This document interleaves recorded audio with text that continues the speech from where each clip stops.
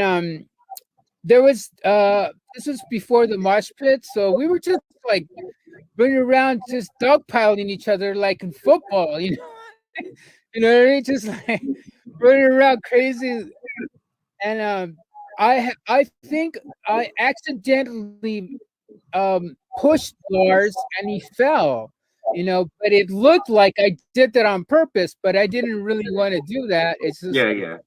Dave Mustaine saw this and he goes, "Man, I'm gonna get you." And I was like, "Oh, shit." I didn't think nothing of it, you know. So it came my turn to get dogpiled. There's like, you know, James, you know, a bunch of people around. I would say like maybe like 7 or 8 guys are on top of me. You know what I mean? And and I could see in the corner of my eye Dave Mustaine like running towards the dog pile, and he jumps up. He literally jumps up and he lands on my foot. You know, and I was like, "Oh my god!" But but it wasn't like the way he wrote it in the book. Like you could hear like the crack of a tree breaking and stuff like that. And like he gave me a roundhouse kick. It was nothing like that. I was on the floor. But that's what happened. That's what happens when a bunch of drunken heavy metalers get together and listen to a Motorhead like at 12 volume. And you know, the next day, I think the next day I had but I want to end that story by saying it's all cool. Dave Mustaine later apologized 27 years later with a guitar, and he was very reflective and stuff like that. And later on, you know, we had dinner at San Bernardino, and we talked and stuff. It's all good for the our mistake to play with him. Moved by the Angels, but that's why we're talking about Albert Pujols. And Jay, when it comes to Pujols, I will tell you this: people forget how great he was because he's been good in with the Angels the last 10 years. That's the other part of this. He hasn't been bad. It's just they paid him to be the best player in the game, and he was no longer that. He was solid. The last couple of years, his average has dipped. But even with the amazing thing, if you look, even in these down years that Pujols has recently had with the Angels, he still doesn't strike out, which I find mind-boggling. You know, a lot of times you see guys in their later years when they start being less successful, the strikeouts go up. Pujols is still not striking out, and that's to me one of the most impressive things. I'm going to pull up Pujols' stats really quick. I'm curious to see how much he had struck out this season before they cut him. One of those impressive things for me with Pujols throughout the years was that he was just a guy that would hit 330, 35, 40 bombs, and he would strike out like 45 times in 600 at-bats. Like, for example, in his rookie year, he struck out 93 times in 590 at-bats. Jay, that's his career high. That is still his career high. Nope, he tied it in 2017 in 593 at-bats, though. So almost 600 at-bats. So 93 is his career high. He had struck out 13 times this year in 86 at-bats. So he was still not striking out, bro. That's still like a 75 strikeout pace over a full season. You almost wonder why his average was so low. They were shouting at the devil. They weren't shouting with the devil. Thank you. I think that's like what's so good about this podcast, because I think, you know, it kind of, you know, you're bringing light to the fact that, you know, for so long, and I mean, even today, you know, in certain, you know, arenas, you know, people, you know, frown upon, you know, metalheads. And it's like, there's still this stigma that, oh my God, they're a metalhead, they must worship Satan. Yeah, I mean, let's face it. There obviously, you got into it on the podcast about a few of the bands that actually do, you know, worship Satan, but you know, they're few and far between. You know, obviously. Yeah, even some of them, you know, they're not these knuckle dragging idiots. Like exactly what Eric Danielson and Watain is doing is pretty insane and intense. I think their worship, you know, is limited to the onstage altars they create and the pig's blood they throw in the crowd. The first time I saw Watain, I had to leave because it's dank. It just smelled like a slaughterhouse. I thought, well, I'm not metal enough for this. And then I saw him the second time. I was a little further back in the crowd, and I survived it, dug it. But yeah, I think it's true. But one thing I really wanted to get across with the podcast was that, and Gary Holtz again from Exodus said it so intelligently. He said, people think we're all idiots, and people have this impression that, oh, metal all sounds the same. Oh, these guys are all just lunkhead morons. And he's like, metalheads read, and metalheads read a lot, and they may be reading H.P. Lovecraft, Stephen King books, or Anton LaVey, or Crowley, but they're reading.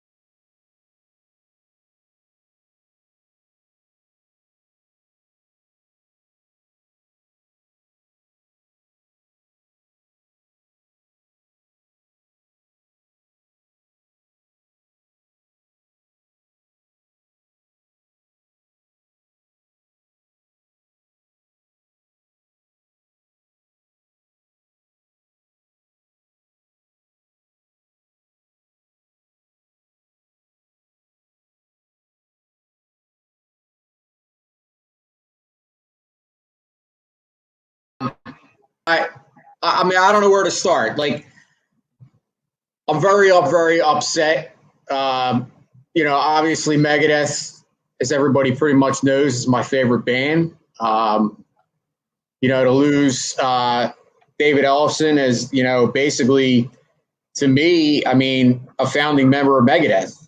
I mean, if you didn't have Dave Ellefson, you wouldn't have Megadeth just as much if you didn't have Dave Mustaine. I mean, they were kind of basically brothers in arms, so to speak. I guess first and foremost, let me start out by saying I don't agree with the move. I really believe that it was, kind of short-sighted on Dave Mustaine's part. But before I get into where I actually stand on the situation, let me start by saying what I really believe this is about. To me, this move is kind of like, basically like, what happened, what Dave Ellefson did is basically just a reason that Dave Mustaine is using to get rid of David Ellefson. Because in my opinion, they've had a fractured relationship for a very long time, and it's a relationship that I believe kind of never was mended in the first place. Brief history of what happened in the past between these two guys. So in 2002, the band actually, Dave Mustaine's. You're surprised it hasn't had more traction. And as after you sent it and I read it, I feel the same way. But what's going on in the NFL with the $1 billion settlement for head injuries in the NFL? Let me pull that article up. Speaking of racism, the NFL says it will halt the use of race norming, which assumed black players started out with lower cognitive functioning and a $1 billion settlement of brain injury claims. The practice had made it harder for black players to qualify. So in essence, they're saying that black players were assumed to have less cognitive function normally than white players. So when they're looking at the potential of brain damage for a black player and they're comparing it to what his cognitive function would have been, they're saying that there's not such a differential compared to the white player. And there were actually some black players that would have qualified for certain benefits in the settlement that were unable to get the benefits because they were black. You know, it's absolutely insane. I mean, I sent you the article, and I had to read it like 3 times. I couldn't. First of all, a lot of times when you see an article and you see it, you know, the title of the article, a lot of times it can be misleading. But I cannot believe that this is not a bigger story. I mean, I don't know about you, but to me, this is it. First of all, after I read it, I was horrified that this is actually going on and has been going on in the NFL. And I guess the bigger thing to me is that nobody said, like, who's speaking out against the NFL? Like, nobody's covering it. I haven't seen it on one national news media, not ESPN, not, you know, even my local stations. I have not seen this. You know, the only thing I did was read the article. And to me, that's a disgrace. I can't believe people aren't, like, pissed off about this and, like, you know, making a big deal, because it's absolutely than the old stripe. Oh, no doubt. Yeah. You're right. I agree. But True. I'm generally a balls to the wall, heavy type.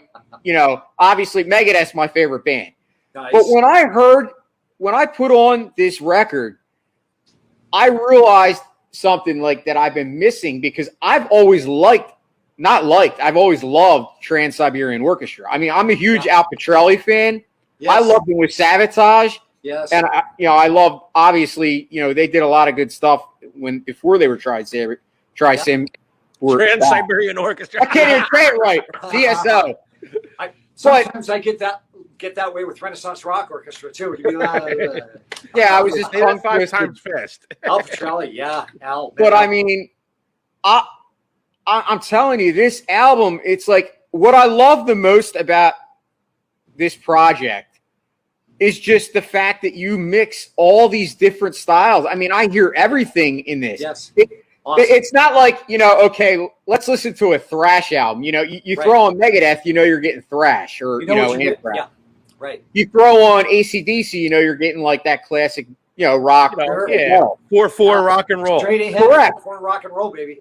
Yeah. But with this record, you're getting all the bells and whistles. Like, it's everything. You got your classical, you got your metal. I've seen some elements of thrash. You have everything. So upon us, except now we're talking about sticky balls. Getting sticky with it. We're getting sticky with it. Whoa, man. What a story. MLB. What is going on, dude? It's crazy. And it's we've heard the whispers, but all of a sudden in the last 2 weeks, it's like an avalanche with this. I mean, it's just never ending with Major League Baseball anymore. I mean, I'm not going to get into my rant that I really wanted to before the show, because I don't want to get off the subject and I want to talk about this subject. But baseball in general is a joke right now. I mean, just absolute joke in every aspect of the game. The fact, you know, we've talked about the pitching, you know, the fact that starters don't go, you know, longer than 6 or 7 innings for the most part. 6 or 7. You're lucky you get 4 or 5. I mean, yesterday was the perfect example of what you talk about on group chats and Facebook and Twitter every single day, where every single fan of every team has a situation pretty much on the daily now where their team could probably have a win, and they end up pulling the plug on the pitcher, and they bring in the relief pitching, and the pitcher doesn't get a win. Case in point, Zach Wheeler yesterday, 8 innings pitched. He had 108 pitches. I thought it was 105. I thought it was 108. Okay. 12 strikeouts. I mean, the guy was dominant as an ace can be. And, you know, Joe Girardi takes him out, and what happens? They blow the game. They end up winning it, but like I said, it's just a frustration. But why don't you kind of bring us what's going on? Ad nauseum. That's just one example of the current state of the game, which will lead into the whole sticky ball thing. Is just how boring the game has come compared to how boring the game has become compared to the game we grew up loving. As far as like when we grew up, the game was fast paced, balls were put in play. You have the game starts. Ball one, strike one, fouled off. Ball two, guy bunts it, foul 2-2. The third pitch, ground ball to short. The next batter, first pitch, line drive, base hit. The next guy hits into a double play. The second inning. Bottom line is all the balls were put into play. So constantly, the defense was on their toes. The game was moving at a pace. Now it's like watching guys play catch.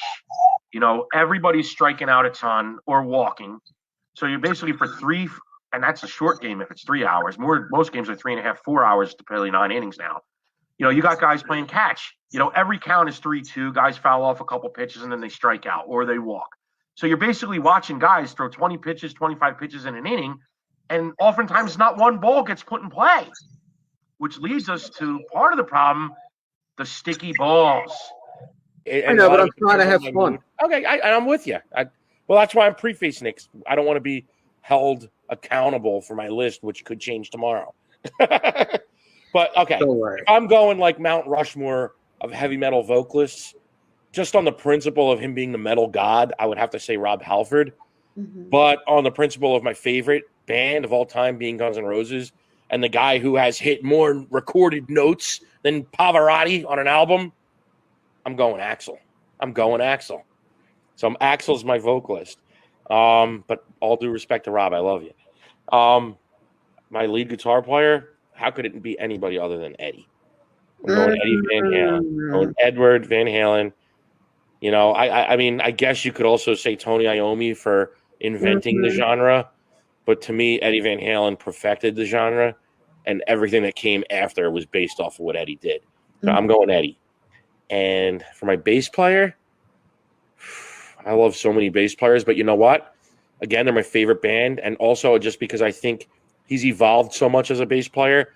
And he has played so many different genres of music.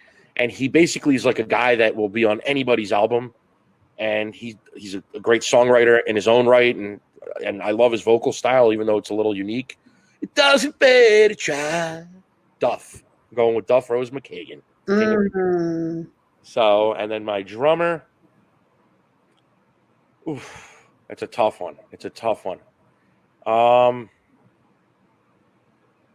So many that I love. I could say Alex Van Halen. I could say Tommy Lee, who I don't think is the best technical drummer, but he's definitely got a lot of technical skills. He was in marching band in high school, and he's a great theatrical drummer. So I could go Tommy. Oh, it's a tough one. For me. I'm going to think of it, and then I'm going to think of, I meant this guy. I'm just going to go because he's so influential in my life. One of my other favorite bands, and seeing him in concert, like I said, he's so theatrical. I'm going Tommy Lee. Like I said, that list could change tomorrow. Mine too. I forgot about Eddie Van Halen. He did a radio show in Connecticut about 12 years ago. He did an interview. And I called up just to hear Summer Nights. Lord and behold, Eddie Van Halen was being interviewed. They asked if I wanted to say hello to Eddie. We were talking about pizza.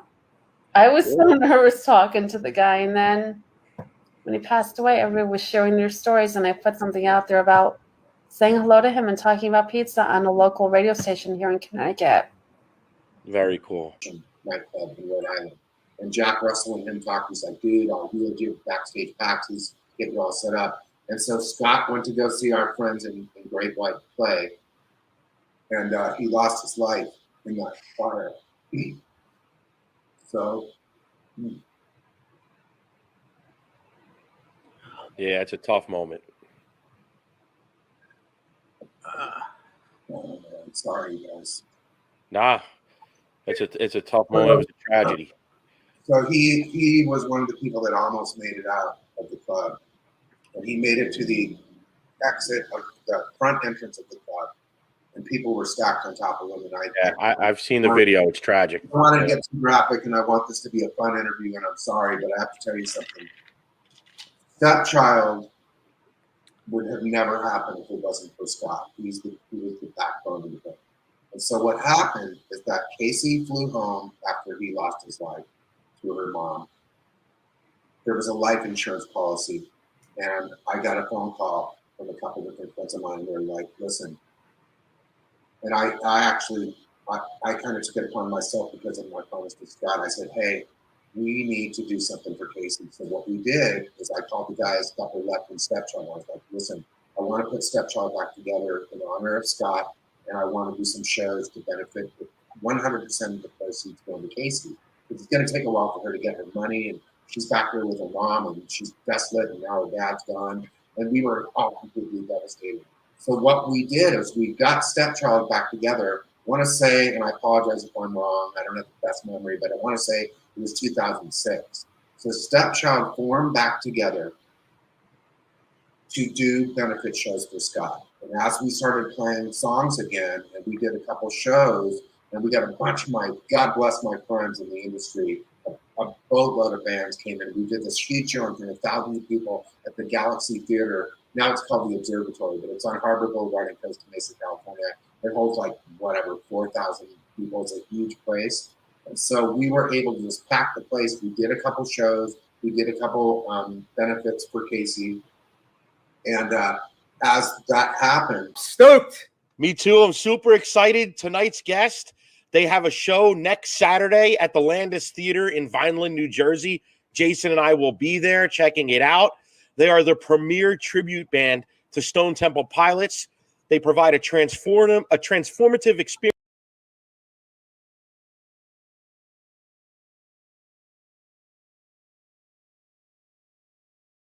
right back to the 90s with an absolutely authentic sound and the look of Stone Temple Pilots themselves. They play all the hits along with the deep cuts. They appeal to hardcore STP fans as well as those that may just remember the band from MTV and radio. Please welcome Scott Eller, the guitarist and vocalist, Ira Fisher, the drummers, Brian Rosner, the lead vocalist, Richard Dean Wilson on bass and vocals. Please welcome Loungefly to the show. What's up, guys? Hey, how's it going? What's up, fellas? We're pumped up, man. How are you? We're great. Thanks for having us. Awesome. And you knew it was sports and metal, so you had to rock your Kiss shirt tonight. It's always a good time to rock your Kiss shirt. True. This is true. Anyway, guys, why don't you tell the audience a little bit about yourselves and your band before we get started? Sure. We'll let the guys introduce themselves around the way, I guess. Yeah, that'd be great. Introduce us. I'm Richard, bass guitar. Scott, lead guitar. Brian, lead vocals. And I'm Ira. I'm the drummer. So we're Loungefly, guys. We are, as you said, hopefully the premier tribute to Stone Temple Pilots. You know, we try really hard to make sure it's as authentic as it possibly can be. And that's why you're catching us right now at our rehearsal studio over in Philadelphia. Just honing it in for next Saturday night, our July 17th show, because we're playing the first two albums, Core and Purple, front to back. And we want to make sure that it's close your eyes and you're listening to the records, or open them and you're watching the guys play. So that's what we're trying to accomplish every time we get on stage and every time we get together. Awesome. We're so looking forward to the show, man. We're both Jay and I are huge Stone Temple Pilot fans. I'm a huge Scott Weiland fan with STP and Velvet Revolver. So I'm super pumped for the show. Let me ask you, how did you guys get into Stone Temple Pilots? Have you always been huge fans of the band? I mean, what led you guys to form this tribute? And what were you doing before? Yeah, you got it. Well, we've all had a lot of different experiences in our musical career. I don't want to speak for everybody else. I'll let them say it.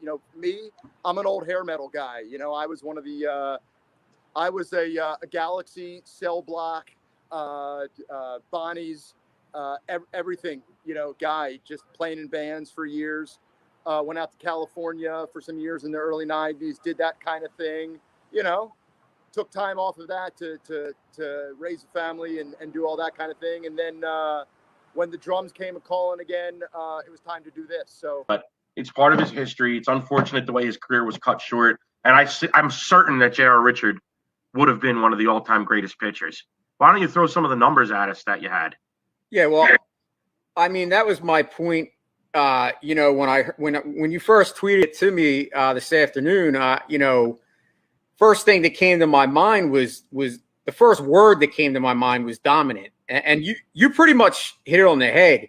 If there's any guy that he reminded me of, it was Dwight Gooden. You know, the tall kind of, he was 6'8", 220 pounds. So he was like tall, but he wasn't like, he wasn't heavy set. He was tall and kind of lanky.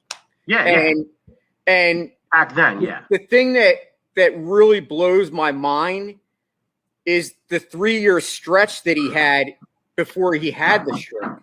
So let's see. So let's go to his breakout season, which was in 1976. He went 20-15 that year. That was kind of the year that he like burst onto the scene after having a couple years of like 4 ERAs and like, you know, maybe like 10-win season. That's true. Doc kind of came out swinging as a rookie. JR was more of a correct. He was more of a slow build up, but he was kind of going into his prime. And this is what makes it fascinating looking at this guy, you know, his sample size, because in 76, he went 20-15. Then at 77, he went 18-12 with an under 3 ERA.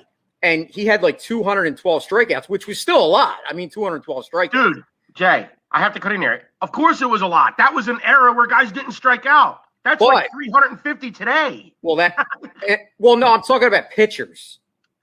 No, that's what I'm talking about. Yeah, but pitchers don't get 300 strikeouts now a lot. Not only because they don't throw enough innings. I got you. But my point is his 212 strikeouts in today's game is like 350. Correct. Yeah. So I guess the point I'm making is then when you saw his 78 season, when he went 18-11 with a 3.11 ERA in 275 innings pitched, and he had 303 strikeouts, which was 9.9 strikeouts per 9 innings. And he had 16 complete games. So this was a monster season for this guy. Now, obviously, he didn't win. I think he was third in the MVP voting, if I'm not mistaken. I might be wrong on that. It was definitely third in the Cy Young.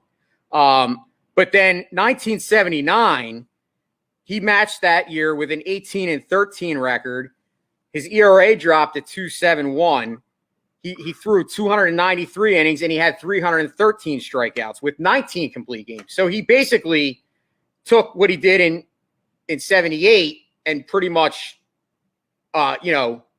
amassed those numbers. And then you come to 1980, which is the year that he had the stroke.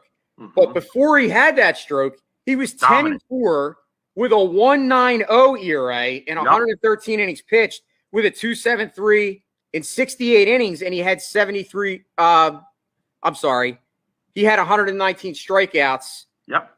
And 4 complete games. So you're talking, if he didn't have the stroke that year, it's possible that he could have even bettered the numbers from 79. So my point was he was on an upward track. And real quick before I go back to Smith, I think you have to. If this team was more Super Bowl ready and he was the final piece, then I think you can do that trade and execute it. But there's still so many unknowns. So many guys still have to prove things. You're still trying to figure out what you have in some cases, in some positions. So I think if it was like, say, 2 years down the line, if everything was in place and just needed to get a quarterback, yeah, you get it. But other than that, you say that. But getting Devonta Smith, man, you see him up close and you see the way he's fluid when he runs his routes. You see the way he can quickly shift his hips to get some separation. And he has the speed, he has the hands. And if he's able to live up to what he's projected to be, and you start getting safeties and defenses starting to shift and shade to where he's going to be, that's just going to open up so much stuff for everybody else. And that's why I really think Rager's going to have a bounce back. He's going to play a lot better than he did last year if he stays healthy. Is the caveat. You'll see that with a lot of people on this team. If he stays healthy, it can actually be a really interesting. To admit that they have a problem. This girl, to me, is a hero for doing what she's doing. And, I think, like I said, the problem is that there's just some people that no matter what you do, they're just going to be full of hate.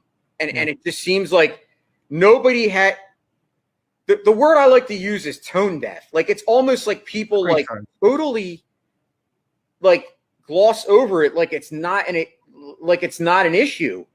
And the problem is, I personally suffer from depression. So I obviously can speak to this from my own. Hey, we both do. And I've shared my story with, many people. I actually shared my story on Twitter a couple weeks ago. Not the whole story, but I mean, I had, some rough things happen. And like I said, this gives me even more strength seeing someone like her, because like you said, she's the GOAT and she's the face. But see, my problem is, though, these big name people bashing her and saying such awful things are going to scare people.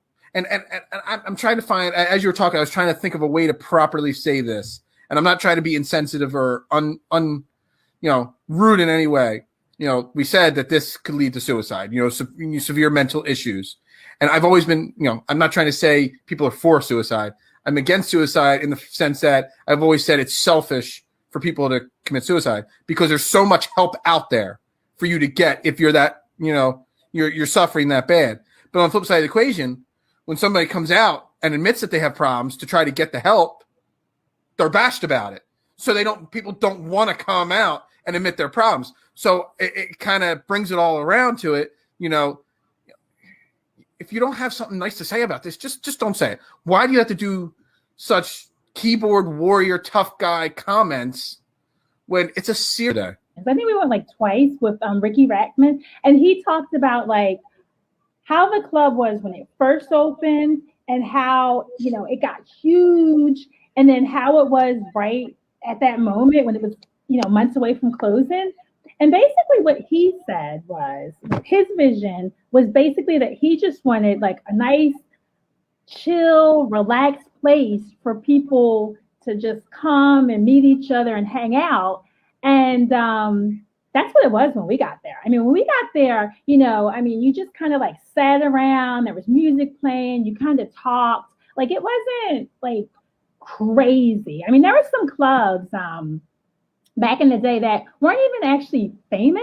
I mean, they really weren't. Like nobody talked about them. But because we lived there, we started exploring, and we're like, oh my God, this club is cool. This club is cool. But the Cat House was, it was really chill. It was just like a place you would go and just hang and have a few drinks. And, I personally didn't see any celebrities the 2 times that I went. But you could just say I went on a bad night. I mean, I'm sure everybody, I'm sure there was tons of celebrities that still came there. I mean, I saw celebrities in other places, just never there. but it's interesting. It's interesting. Yeah. Remember, they're promoting their upcoming show at the Queen in what is that, Wilmington, Delaware, Jay? It is. Yep. They're here promoting their show that's upcoming. Like I said, CT, Jason, and myself, we saw them a couple of weeks back in South Jersey at Landis Theater. The show was unbelievable. So please welcome to the show premier Stone Temple Pilots tribute band, Loungefly. Hey guys. Hey, what's going on? What's up, fellas? You're too kind. Oh, you guys are too. You plugged us at your Landis Theater show, so we're so grateful for that.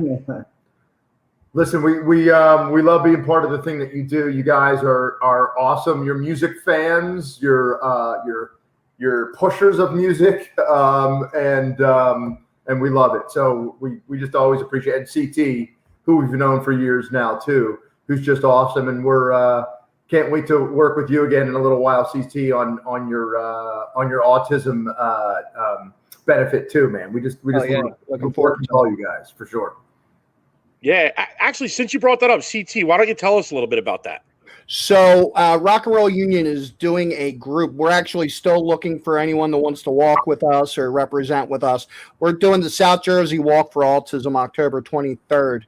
The night before that, we're having a Jam for Autism. It's 3 different bands, October 22nd, the Rusty Nail in Ardmore, PA. Loungefly. It's going to be Zenora and Rat Rod. It's going to be one hell of a show. I mean, 3 bands that are, to me, 3 of the best in the area. Awesome.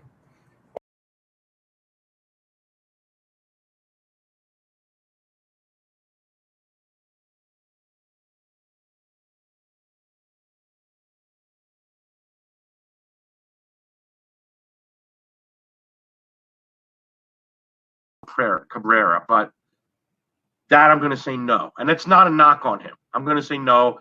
I just think he doesn't have the speed.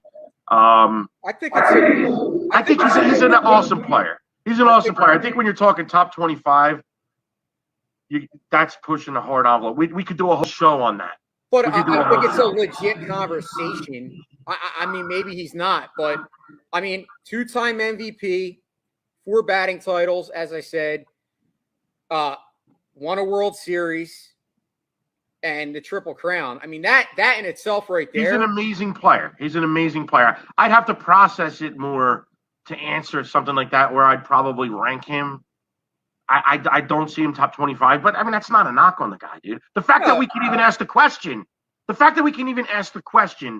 is a tribute to how great he is. Well, it's funny. Whether or not he is.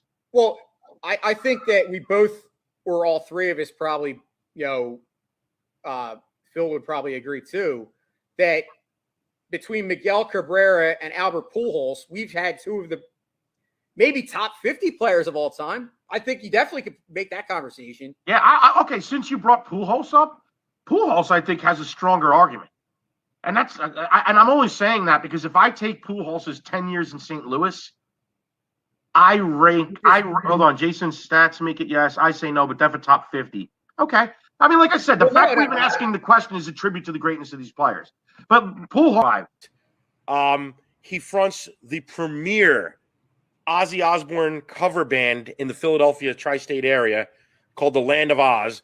They're amazing young guitarist Matt Stanley we've had on the show. We had on our other show, and the Gavel Will Rock before. I think we had him on this show too, actually. I forgot. We did. Matt Stanley, guitar prodigy, is the lead guitar player. So Stephen J. Desco is the leader of Land of Oz. He's about to come out, but before I bring him out, he doesn't just do Ozzy, he does Dio. He also does a sick Dio. He's also the lead singer and frontman of premier Philadelphia area Dio tribute band. They even do the old Richie Blackmore's Rainbow stuff, the Dio solo stuff, the Sabbath Dio, Live Evil, is Ultimate Live Evil. My God, they're awesome. And he just blew my mind this past week when I saw he's got a new project. I'm going to ask him how this came about, but it's called Mad Steven, and it's an Alice in Chains and Mad Season cover band. Please welcome to the show the man, the myth, the legend, Stephen Desco. Thank you. Hey, what's up, Robert? I hope that intro met up to your expectations. That was great. That sounded like a real radio dude. Well, I hope we hyped you up enough. Anyway, dude, welcome to the show. Cool. Thank you, man. I'm sorry I was a little tech unsavvy. It's okay, man. Oh, we got dogs coming out. All right. Excuse me. I have a dog going by. No worries. No barking. Anyway, yeah, Mad Steven. So I have a band, friend of ours, Ira from STP. I think, Jason, you were at the show. Yeah, we were both at that show. We were both Loungefly, premier STP tribute band. Your beautiful blonde hair debuted. And so I saw you over there, and we do some business. So we're doing a Tom and Jerry show. And the Foo Fighters and the Green Days and the Pearl Jams of the world, they were kind of busy. So I had an idea just to sit in and do a little bit of a Lane Staley thing. Dude. And so we called it a Mad Steven.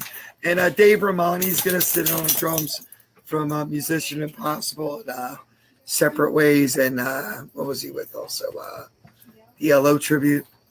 So he's on band. Cooper Boyd's going to play guitar. And Mark Tomlinson's on bass. Real good singer. Jim Cole's going to sit in with us.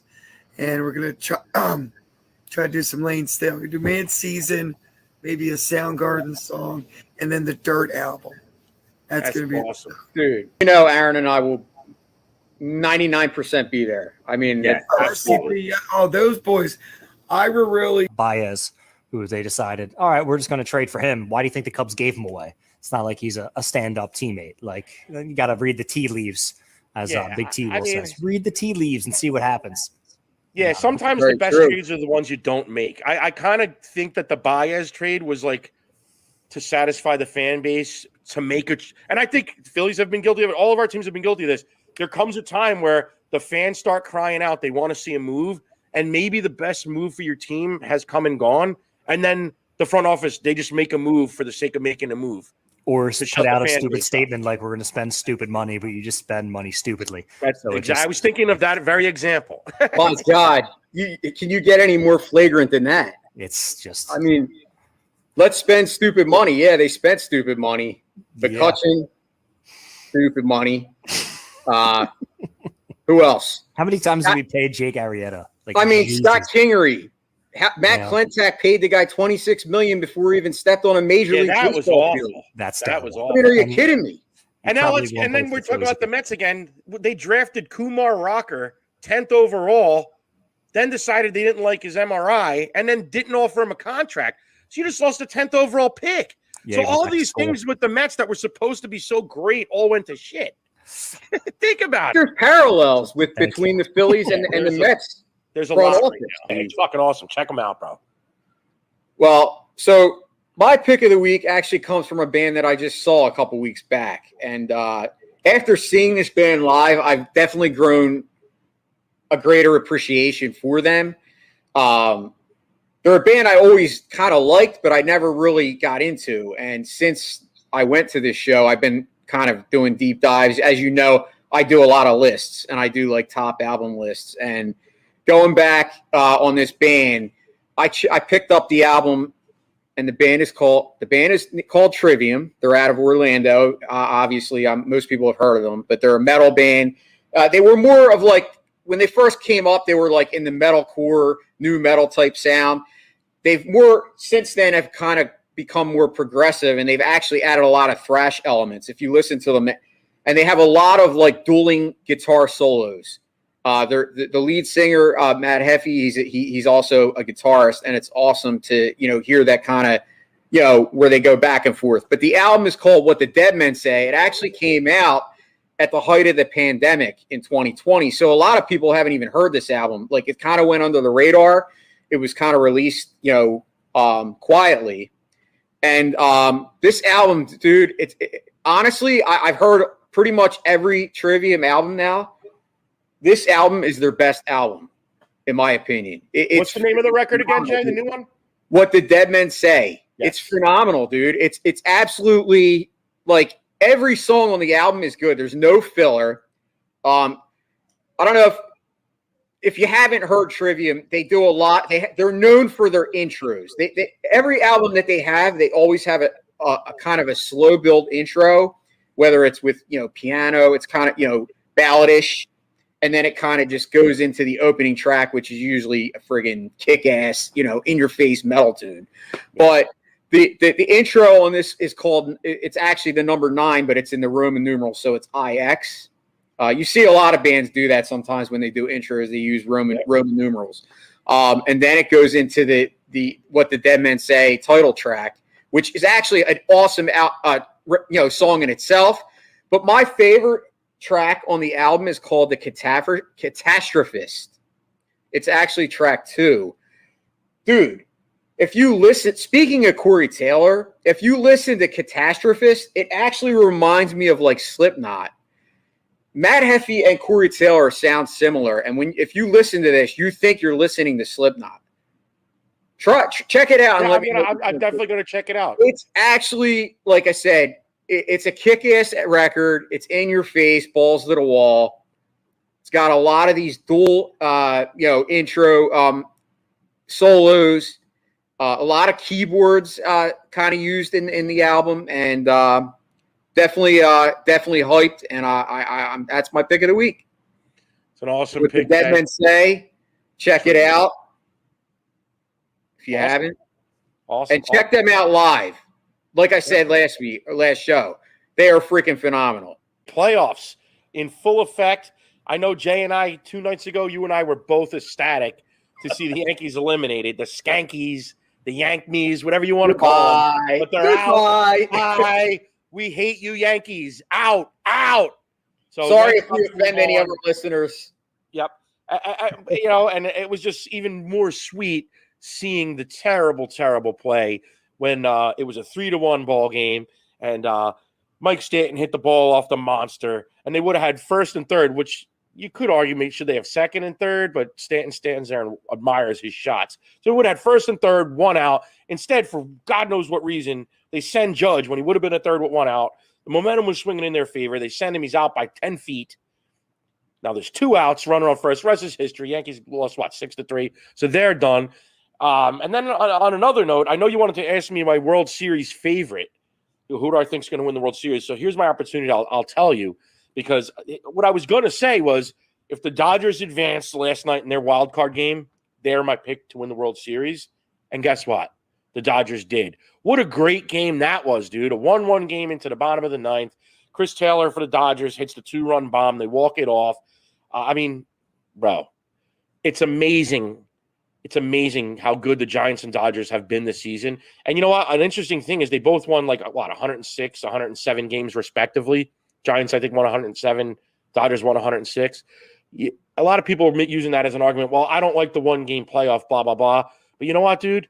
How often do you have 2 teams in a division with those records? The answer is never, because it's never happened before. You've never had 2 teams with that grid of record in the same division. So it's an anomaly. It's not the norm. And it doesn't change the fact that the current setup, forcing the wild card teams to play this one-game play-in, brings value back to winning the division, which when there was one wild card had been lost because teams used to be able to purposely tank to not win the division, knowing that they had a playoff spot locked up to choose possibly who they played in the playoffs. That option's not there. You don't win the division, you're playing a one-game elimination game.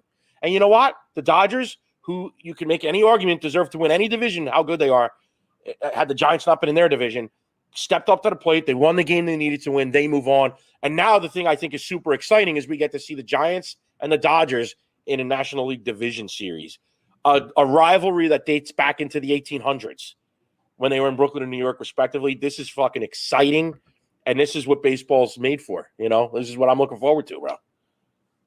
Yeah, well, it's funny. It's funny that you say that because to me, I think it would be cooler if it was actually if they were meeting in the NLCS. I know, but this is the way it lined up. I'm not going to complain. Yes, but, you make a good point. So you kind of gave a spoiler alert, but kind of in a way. But my World Series pick is actually the Giants. Okay, so here we go. I'm This is going like our World Series now. The NLDS Giants Dodgers is the Sports and Metal World Series right here. And the only reason I say that is they were very successful head-to-head. I mean, obviously it was close. But the Dodgers, to me, I have a feeling not that they're good, not a good team. I mean, obviously they're the most talented team in the last, I mean, every year they just seem to keep getting better and better. I mean, obviously they got Scherzer. But I just have one – a lot of times in these things, I go with hunches, and I just get this feeling with the Giants where I kept saying the Giants are going to shit the bed. They're going to shit the bed down the stretch, and they never shit the bed, dude. I mean, this team is legit. And all these guys are using inappropriate language, and then you guys are Eagles fans. Deshaun Jackson basically said stuff supporting Adolf Hitler just a year ago on Instagram. And got a slap on the wrist and some Jewish players saying, oh, I'd like to educate him so he learns what he said was inappropriate. What?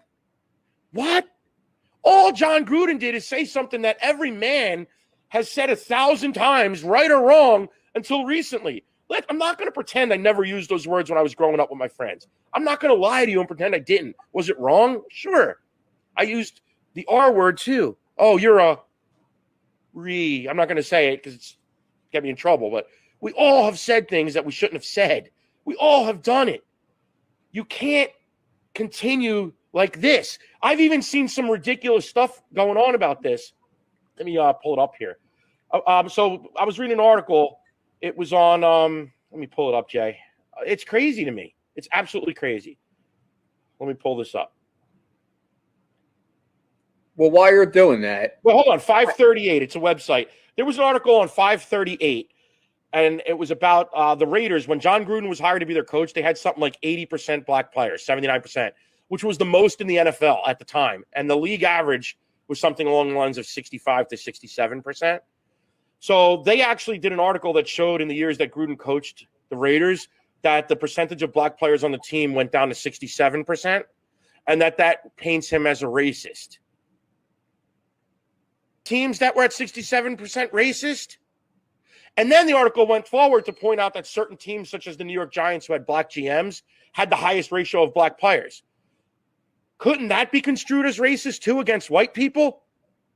Go there. I think he's a scum, but I don't care. I'll let you go. I'll let you talk. Let me just not making an excuse. Let me just finish and I'll let you respond. Didn't make an excuse. Hear me out.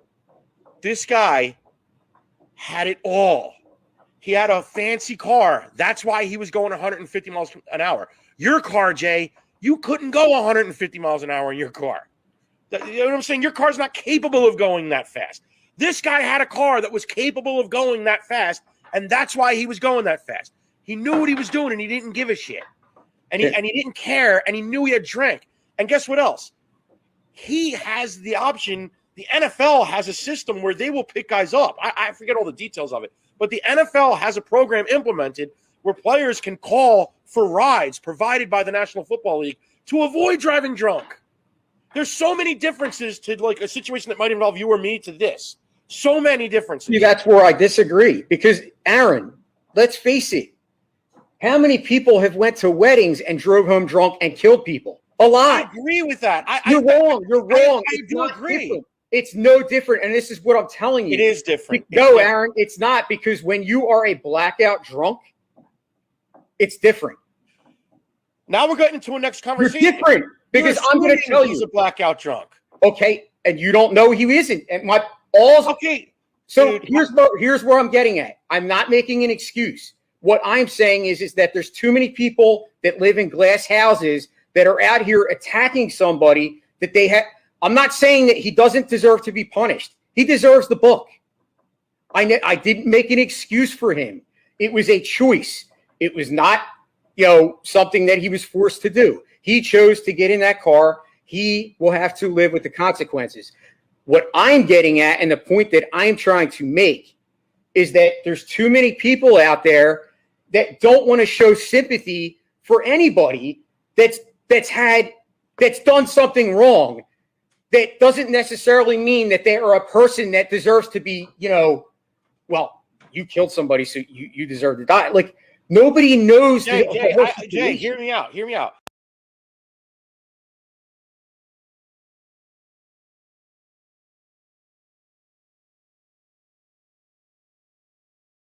I'm going to tell you why they're going to win the Super Bowl.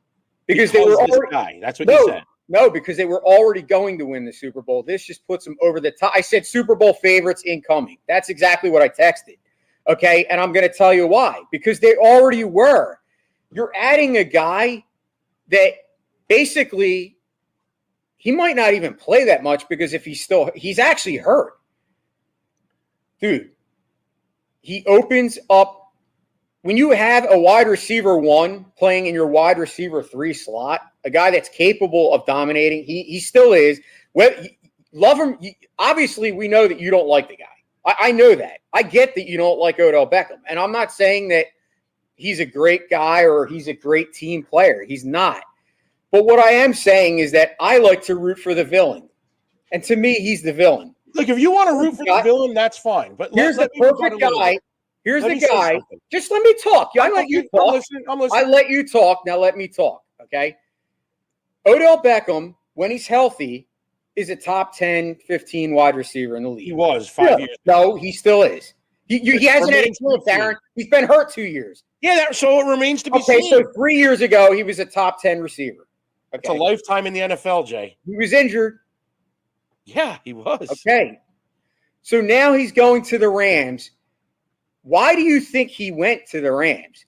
Okay, he had a chance to pick out of Kansas City, the Rams, and Green Bay. Where did he have the worst opportunity as far as getting targets? The Rams. So he's obviously not going to – if he went to Green Bay, he would automatically be wide receiver number 2. Same thing with Kansas City. Well, you forget Travis Kelce, Jay. You got Tyreek Hill and Travis Kelce. Yeah, so he'd be wide. So he'd be. It'd be the same situation, and you got Hardman. Come on, I'm telling you that he went to the Rams. because he wants to win a Aaron, he went there for no money. It's veteran minimum. No, because nobody's going to give him any money. Jay, he's going there that he hopes he can pad his stats a little bit with Matthew Stafford throwing to him so he could sign a contract moving forward. Win a Super Bowl or not, that's what he wants. Okay, so you don't think he wants to win a Super Bowl? He had an opportunity to win a Super Bowl on the team he was on. No, he did not. Jay. Cleveland is not winning a Super Bowl. Baker Mayfield sucks. Listen Baker Mayfield Listen sucks. to me. Worst teams He's a than game the Browns. manager. Jay, worse teams than the Browns have won Super Bowls. Jay, you got the Browns are not getting past Buffalo. Listen to me. What? What do you mean? The team that just lost 9-6 to Jacksonville? Aaron. The team that just lost 9-6 to Jacksonville. You're totally wrong. Stop. You're talking totally crazy wrong. right now. Wait a second. He wants to win a championship. Let me get this point out because you're not letting me get it out. You're going to tell me that worse teams than this Browns team haven't won Super Bowls? The 2008 Giants come to mind. Everybody hated Eli Manning at the time. Browns? He was a game manager. The Giants came out of nowhere as a wild card and beat the undefeated Patriots in the Super Bowl and then won another one 2 years later. The Rams with the great, not the Rams, the Ravens with the great defense they had in 2000 beat those same Giants with Trent Dilfer as their quarterback. Tom, my point that I made before, it's not just about Baker Mayfield. If Odell Beckham Jr. was a team player, he would have wanted to make the team he was on better. The team that had Jarvis Landry, his best friend. The team that has Kareem Hunt. The team that has Nick Chubb. It's Jay and a defense. I'm not saying the Browns are going to win the Super Bowl by any means, but don't tell me they can't. I would reckon that on November 11th, the Browns have equally a chance of winning the Super Bowl as the Rams. Because you all know, everybody out there knows, once you get into the dance, anything can happen. It's a tournament at that point. Anything can happen at that point. Stop the madness. And guess what? It's not like Odell Beckham Jr. Another thing you pointed out was, maybe going to a team where he doesn't have to be the guy will help him. Dude, he's been on a team where he didn't have to be the guy. Tribute Loungefly. That's going to be January 7th at the Landis. But dude, let's hit on this trivia question before we lose our audience. Do we got one? Yeah, the one we had. So it's for February 5th at the Landis Theater for Land of Oz. If you answer this trivia question, you could message us at Sports and Metal. You can message Steven. But the trivia question is, who played the bass and the drum parts on the re-recorded versions of Blizzard of Oz and Diary of a Madman? First person to answer this question is going to win 2 free tickets to see the ultimate Ozzy tribute band with our man Steven Desco on vocals and the young prodigy Matt Stanley on lead guitar. That's February 5th at the Landis Theater in Vineland, New Jersey.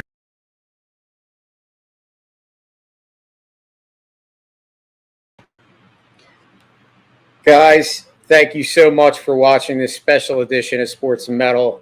We apologize for the technical difficulties, but we appreciate you checking us out. Aaron and I will be back next week at our normal scheduled time for our normal show. We have a new segment we're going to be dropping, so we're excited about that. Don't forget, we are sponsored by Manscaped, the best company in grooming needs. Check them out. Use our code S&M. That's right. The letters S&M for 20% off at checkout. We're also sponsored by La Terrain Watches, the best watches out there, guys. If you're looking for a good holiday gift, check them out. Use the code S&M and get 10% off at checkout. Once again, happy Thanksgiving from Sports and Metal. We love you guys. We appreciate you watching. We appreciate all the support. And we will be back next week. And as always, Aaron's not here to say rock on, but I'll say it, rock on, and peace out. And that's our show. Tune in next time for more Sports and Metal with Jason Voorhees and Aaron Savage. Ooh, yeah! Got something to say? Hit us up at sportsandmetal0423 at yahoo.com or on Twitter at sportsandmetal.